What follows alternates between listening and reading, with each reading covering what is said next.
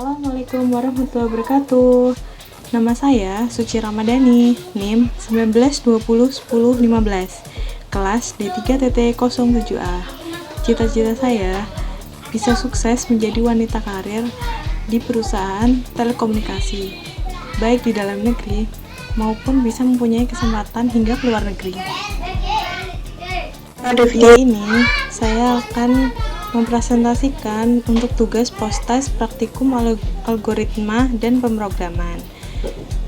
Saya mendapatkan modul 3, yaitu konstruksi dasar pemilihan atau percabangan. Algoritma itu merupakan urutan untuk melaksanakan suatu proses dalam program. Algoritma itu tersusun oleh langkah atau berupa instruksi yang logis. Algoritma dibangun dari 3 konstruksi dasar. Yang pertama ada runtutan, pemilihan, lalu pengulangan. Di video ini, saya akan menjelaskan tentang poin yang kedua, modul 3, pemilihan atau percabangan.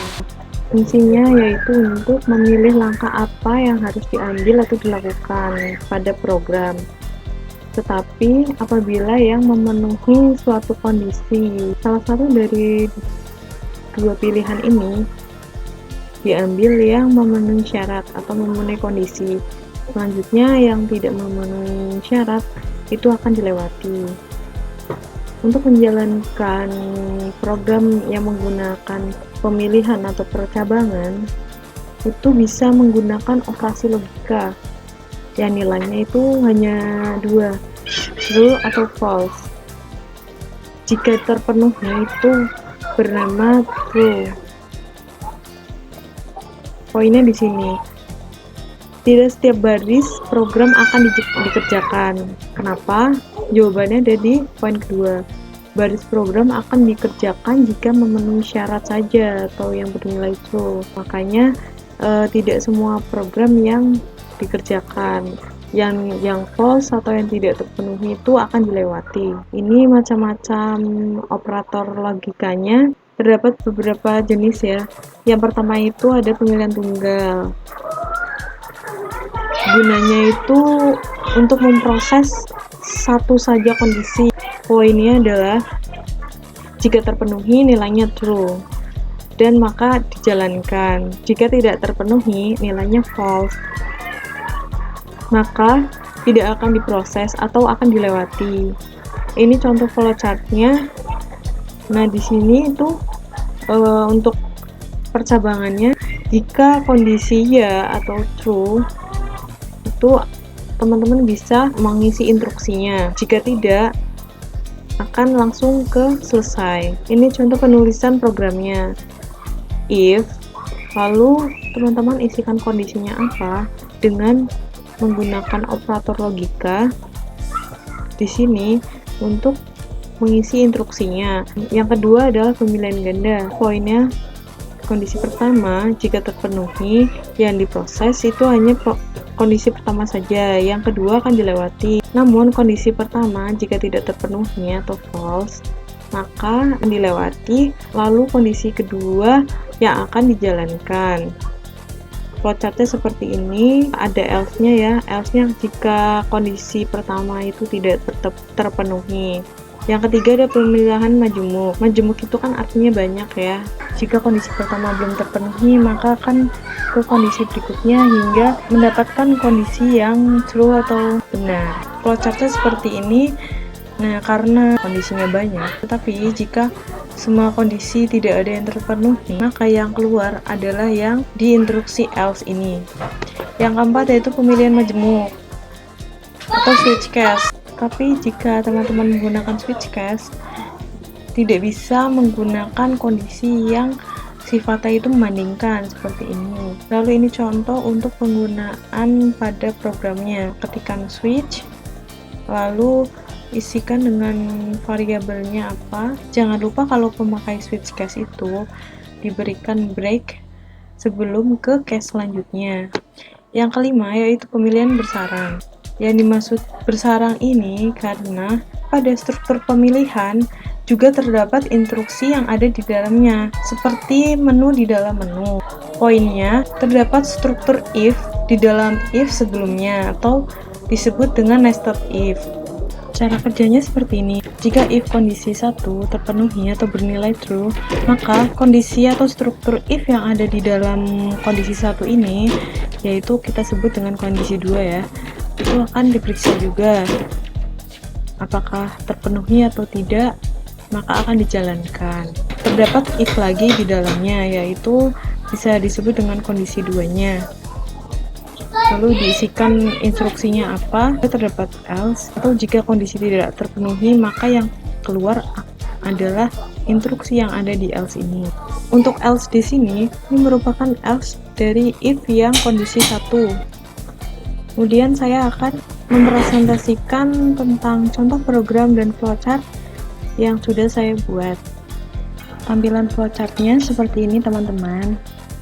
Yang pertama bentuk ini, yaitu untuk menyatakan awal atau akhir dari sebuah program. Di sini mulai. Kemudian saya menggunakan bentuk seperti ini sebagai tempat penyimpanan pengolahan untuk harga awal. Saya masukkan variabel ya, deklarasi. Saya menggunakan dua variabel yaitu string dan int. Kemudian masuk ke sini, bentuknya seperti jejer genjang untuk menyatakan input atau output pada program.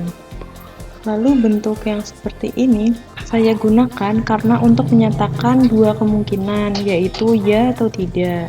If kerja 1 dan if kerja 2. Untuk kondisi yang pertama seperti ini, ada untuk menyatakan input atau outputnya. Lalu di sini ada pemilihan atau percabangannya lagi, yaitu untuk variabel penghasilan ada 1, 2, 3, 4 kondisi, lalu yang terakhir ini merupakan saya berikan else. Else ini muncul jika tidak ada kondisi yang terpenuhi. Kemudian saya berikan lagi pemilihan atau percabangannya dengan variabel bantuan. Ada 1, 2, 3 kondisi. Lalu ini input atau outputnya. Kemudian pada kondisi if kerja yang kedua, ini merupakan bentuk untuk input atau outputnya. Kemudian saya gunakan lagi pemilihan atau percabangannya dengan variabel tidak. Ada 1 dan 2. Ini untuk input atau outputnya. Di variabel yang kerja juga terdapat else. Untuk pemilihan else-nya ada 1, 2, lalu 3. Itu saya sambungkan dengan proses selesai atau bentuk akhirnya. Nah, seperti itu teman-teman untuk flowchart dari program yang saya buat. Dari contoh flowchart tadi didapatkan menjadi program seperti ini. Yang pertama pasti kita membutuhkan headernya. Saya menggunakan input IOString untuk pendeklarasian atau memanggil fungsi yang ada di bawah nanti. Lalu using namespace std, int main, jangan lupa pakai tanda kurung seperti ini. Ini menandakan proses awal, lalu di akhir juga menggunakan ini. Kemudian kita memasuki pendeklarasian variabel. Variabel yang saya gunakan di sini ada string dan int. String saya gunakan untuk mengisikan kata, seperti ada nama, tempat, dan lain-lain. Lalu int, saya gunakan int agar bisa mengisikan yang berupa angka. Ini biasa cout dan cin-nya. Cout ini nanti yang akan dikeluarkan pada saat di run. Jangan lupa untuk cout itu menggunakan tanda petik 2. Nah, nantinya ini tanda petik di atas itu akan yang dimunculkan. Saya menggunakan endel supaya tidak perlu memerlukan sin, jadi langsung keluar cout ini, lalu muncul lagi cout yang ini, lalu seterusnya itu. Nah, di sini yang cout nama baru saya memberikan sin, yaitu saya gunakan variabel nama, lalu tempat lahir, sini tempat, dan seterusnya. Di sini saya tampilkan dua pilihan, yaitu bekerja atau yang poin kedua yaitu tidak bekerja. Jawabannya, saya gunakan variabel kerja. Saya menggunakan pemilihan bersarang. Karena konsepnya itu jika mengisikan poin 1 yang bekerja, di dalamnya itu akan masuk if lagi atau suatu instruksi lagi untuk memilih. Penjelasannya seperti ini. If, lalu dalam kurung, saya isikan variabelnya, yaitu variabel kerja, karena kedua ini saya deklarasikan yaitu variabelnya kerja. Ini dibacanya yaitu kerja sama dengan 1. Maksudnya, jika memilih nomor 1 ini, maka yang ditampilkan adalah sebagai berikut. Ini adalah layout-nya. Lalu saya mencabangkannya lagi atau memberikan pilihan lagi, yaitu berupa penghasilan. Penghasilannya di sini saya gunakan pastinya dengan awalan if lagi dengan variabel penghasilan. Ini kan ada 1, 2, 3, 4, ada 4. Jadinya saya menggunakan penghasilan sama dengan 1, 2, 3, dan seterusnya. Penghasilan 1 sebagai berikut layout-nya. Lalu saya memberikan if lagi di dalam penghasilan ini berupa variabel pilihan bantuan. Ada 3 bantuan, 3 jenis bantuan. Berarti saya menggunakan 1, 2, 3. Setelahnya itu else if untuk yang penghasilan tadi. Ini penghasilan yang ada 4 ya. Ada 2, terus lalu saya juga menambahkan sama seperti yang sebelumnya, ini bantuan. Ada 3 jenis bantuan, jadi teman-teman bisa memilih salah satu dari 3 bantuan ini. Lalu else if penghasilan yang ketiga, di dalamnya juga sama, ada 3 pemilihan bantuan. Kemudian else if penghasilan yang keempat, ini saya cuman berikan layout seperti ini saja, saya tidak memberikan nested if di dalamnya. Kemudian yang terakhir jangan lupa itu untuk menggunakan else. Else ini digunakan apabila kondisi-kondisi sebelumnya itu tidak ada yang terpenuhi, maka akan muncul tulisan seperti ini saja. Kemudian di sini else if-nya ini untuk yang variabel kerja. Variabel kerja yang kedua, yang tadi ini di awal. Nah, ada poin 1 bekerja dan tidak bekerja. Maka else if-nya itu untuk poin yang kedua tidak bekerja.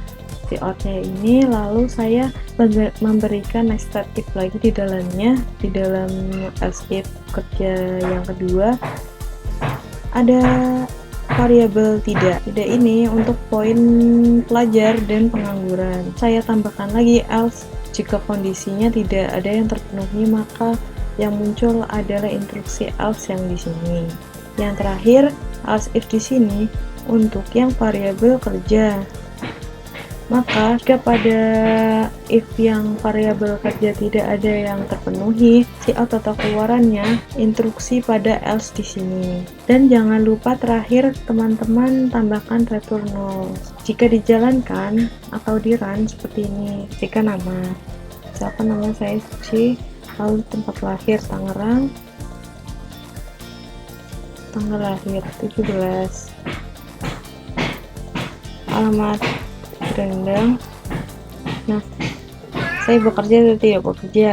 Misalkan saya bekerja programmer, lalu penghasilannya itu saya bisa memilih 1 sampai 4. Misalkan saya memilih yang di atas 1 juta, yaitu berarti 4. Saya isikan 4.